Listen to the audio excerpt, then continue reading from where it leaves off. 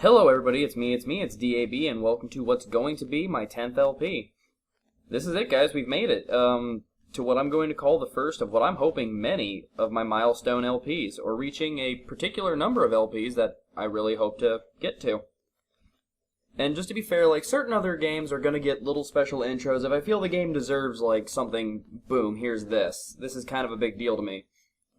But not all of them, and only the milestones are going to get little special stories about my life and why the game deserves a milestone with me. But, my first question for you guys, when you think of the Super Mario Bros. Series, who is generally everybody's favorite character? Like, Mario? Yeah, I can understand that. I mean, he's the main character of the series, and you will spend more time with him, and as him, than anybody else. But ultimately, I feel there's very little character to him. He's just kind of the blank slate for the player to be. Much like Link was originally supposed to be in the Legend of Zelda series. Princess Peach? I think if she's someone's favorite, it more comes down to being their video game waifu than anything else. Or if a girl, not trying to stereotype, but just saying, wants to have a female main character, like my fiancé always plays as Peach when she plays Mario Kart, but they don't necessarily know who Daisy is. Yoshi? I've got a couple friends who that's their favorite character, and hey, who can blame him? He's adorable. And he really grew into his own at it, with his own series of games from being a power-up in Super Mario World, but no, he's not my favorite character. Toadsworth? Yeah, no. But, hey, come on. Luigi. The cowardly brother of Mario, who I think is supposed to be the little brother, but that never made any sense to me, but I mean, he's always in his brother's shadow, and he's got a lot of character to him. He may be a coward, but he has character. That's something his brother doesn't have. And I feel a lot more people can identify with him. And, like, sometimes I do feel, though, that the reason Luigi is a lot of people's favorite character is just because, hey, he's not Mario, I need to be different. And I love Luigi, but no, he's not my favorite main character either. This guy, right here, Wario. Overweight, crude, greedy, garlic-munching Wario. Once again, it comes back to he has character. It may not be very good character, but by God, he's got it.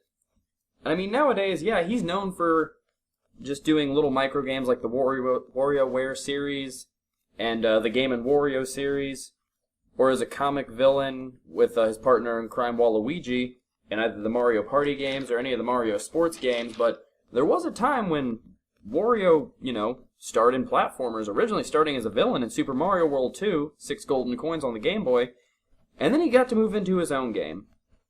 Which leads into my personal story with this. It's Christmas 1995. I was 6 years old, and I received my very first video game system that belonged to me. See, my grandmother at her house had an NES, an Atari 2600, a Sega Genesis, but they weren't mine, and I played them a lot, but, I never really had the time or the skill at that age to beat any games back then. But on this Christmas, I received a limited edition silver Game Boy Pocket, and it came with 2 games. The remake of the original Donkey Kong that has, I think it's 100 extra levels. It's a fantastic game. And then there was Wario Land, Super Mario Land 3. Now, like most kids, I didn't have many games to myself back then, or a lot of money to buy them, because, let's face it, I was a kid, no job, none of that.